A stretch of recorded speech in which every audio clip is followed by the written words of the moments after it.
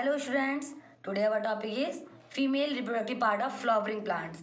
मादा भाग पढ़ेंगे आज हम पौधों के। तो ध्यान से सभी समझेंगे। नर भाग जो थे आपके लास्ट वीडियो में पढ़ा चुके हैं, तो आज मादा भाग पढ़ाए जाएंगे। जो भी हमारी वीडियोस को देख रहे हैं वो हमारे चैनल को सब्सक्राइब भी करें और बेल आइकन प्रेस करें और हमारी वीडियो को लाइक भी कर दें। और जैसा भी आपको टॉपिक लगे उसको कमेंट बॉक्स में ज़रूर बताएं और जो भी डाउट क्लियर करने हो वो भी कमेंट बॉक्स में बताएं ताकि हम उससे इम्प्रूव कर पाए अपनी वीडियो। देखिए, तो आपका आज का क्या पॉइंट है। जायांग मादा भाग होता है, जायांग पौधे का, जिसके द्वारा नर भाग आपको लास्ट वीडियो में पढ़ाया था हमने। जायांग प्रत्येक अंडक में 3 भाग होते हैं, अंडाशय, वर्तिका, वर्तिकाग्र। अंडाशय जो होता है वो सबसे फूला हुआ भाग होता है जिसमें आपके बीज पाए जाते हैं, बीजांड होता है, ठीक है। वर्तिका जो होता है नली जैसी संरचना होती है और वर्तिकाग्र जो होता है ऊपर चिपचिपा पदार्थ पाया जाता है जिसमें परागकण आसानी से चिपक सकते हैं। अंडक निचला फूला हुआ भाग होता है, अंडाशय कहलाता है। इसके अंदर बीजाणु पाया जाता है, बीजाणु ही नर भाग होता है। जैसे परागकण मादा भाग हो, जैसे परागकण आपका नर भाग होता है वैसे ही आपके जो बीजाणु होते हैं वो मादा भाग होते हैं। बीजांड अंडक में गूदेदार भाग से लगा हुआ होता है, अपरा से जो पतली नलिका के समान संरचना होती है वो वर्तिका कहलाती है। फिर आपके वर्तिका के ऊपर एक घुंडी के समान संरचना होती है, वर्तिकाग्र होती है, उसे वर्तिकाग्र कहते हैं। अंडाशय में पुष्प का मादा जननांग है। अंडक जो होता है पुष्प का क्या है, मादा जननांग है। मतलब नर तो आपने पढ़ लिया है, मादा क्या होता है, अंडक होता है, जहाँ पर निषेचन के बाद अंडाशय में फल में बदल जाता है। मतलब जो अंडाशय होता है वो फल में बदल जाता है और बीजांड किसमें बदलता है, बीज में बदल जाता है। अब आपको डायग्राम के साथ हम समझाएंगे कि किसमें कौन सी चीज़ें होती हैं। यह आपकी फूल की संरचना है। इसमें ध्यान से देखिए, जो आपका फूल है उसमें ये आपका मादा भाग पढ़ेंगे। पहले मादा भाग में ऊपर वाला जो भाग होता है उसे हम क्या बोलते हैं, वर्तिकाग्र।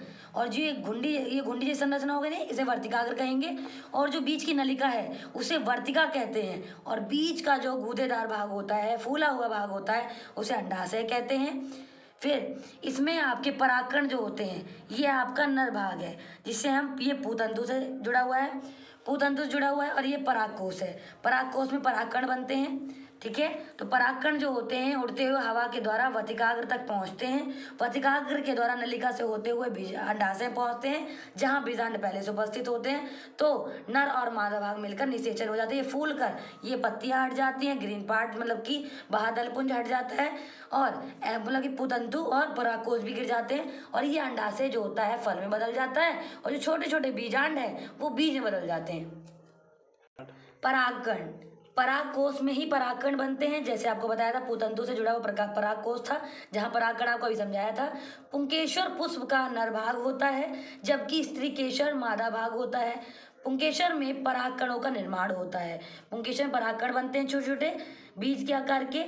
परागकण कहते हैं नर युग्मक उत्पन्न करते हैं, परागकण को नर युग्मक कहते हैं। स्त्री केसों में अंडाशय का निर्माण होता है। स्त्री केसर जो होते हैं अंडाशय में बनते हैं, स्त्री केसर अंडाशय का निर्माण अंडाशय में बनते हैं, जिसमें मादा युग्मक बनता है। मादा युग्मक क्या है, आपका बीजांड है, जिसमें मादा युग्मक बनता है और प्रजनन क्रिया हेतु नर और मादा। तो हमारा परागण चल रहा है। तो परागण कैसे होता है, परागण के प्रकार हम पढ़ेंगे अभी। पहले परागण समझ लीजिए। ये है नर युग्मक, कहाँ पाए जाते हैं, परागकोश में।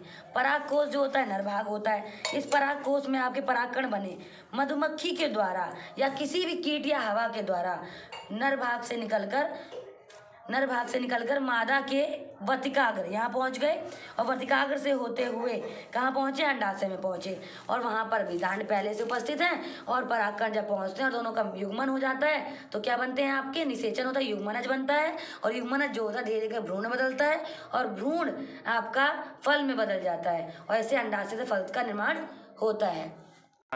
परागण के प्रकार अभी आपने पढ़ा कि परागण कैसे होता है। युग्मकों का संयुग्मन आवश्यक होता है। परागकणों में परागकोश से निकलकर मादा के पुष्प के वर्तिकाग्र तक पहुंचते हैं, उसे हम क्या कहते हैं, परागण कहते हैं। परागण के बाद अंडाशय फल में बदल जाता है। पुंकेसर और दल गिर जाते हैं, मैंने आपको बताया था। बाह्य दल भी गिर जाते हैं और कभी कभी लगे भी रहते हैं, जैसे कि टमाटर और मिर्च वगैरह में। परागण 2 प्रकार के होते हैं। परागण के प्रकार स्वपरागण, पर परागण। पहले हम पढ़ेंगे स्वपरागण। देखिए ध्यान से, ये आपके फूल हैं। एक फूल का नर भाग और एक फूल का मादा भाग। एक ही पौधा है, 2 फूल है उसमें, तो अगर एक ही फूल में नर भाग हो और मादा भाग हो तो भी स्वयंपरागण होता है। एक ही पौधे के 2 फूल हैं, एक का नर भाग और एक का मादा भाग, तो भी स्वयंपरागण होता है। लेकिन अगर आपका एक फूल है उसका नर भाग और दूसरे पौधे के फूल का मादा भाग, यहाँ पौधे अलग हो गए तो वो परपरागण कहलाएगा।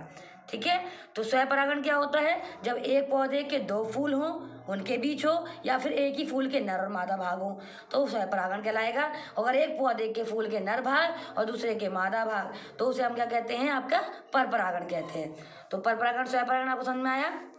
स्वयंपरागण, स्वयंपरागण में आपने पढ़ा एक फूल के परागकण उसी फूल के अथवा दूसरे उसी पौधे के किसी अन्य फूल के वर्तिकाग्र पर पहुंचते हैं। पौधा एक ही होना चाहिए, या तो एक फूल के अंदर हो जाए दोनों नर मादा, या फिर 2 फूलों में एक नर और एक मादा, लेकिन पौधा सेम होना चाहिए। स्वयंपरागण ये भी 2 प्रकार के हो सकते हैं, स्वयंयुग्मन और सजात पुष्पी परागण।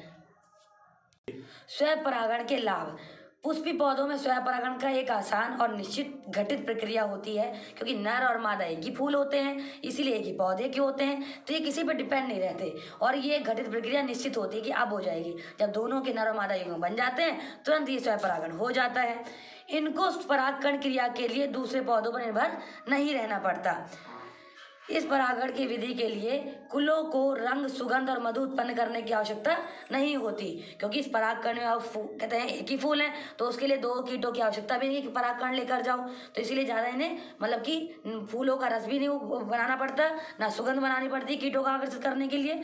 तो ये आपका परागण की आसान विधि है और निश्चित प्रक्रिया होती है। स्वयंपरागण में कम परागकणों की आवश्यकता होती है, क्योंकि कम परागण उड़ाने तो है नहीं, इसीलिए थोड़े परागकण में ही कहते हैं निषेचन हो जाता है।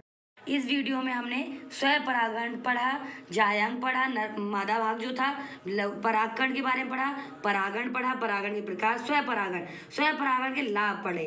अब आपको अगली वीडियो में स्वयंपरागण की हानियां और परपरागण के पूरा टॉपिक मिलेगा।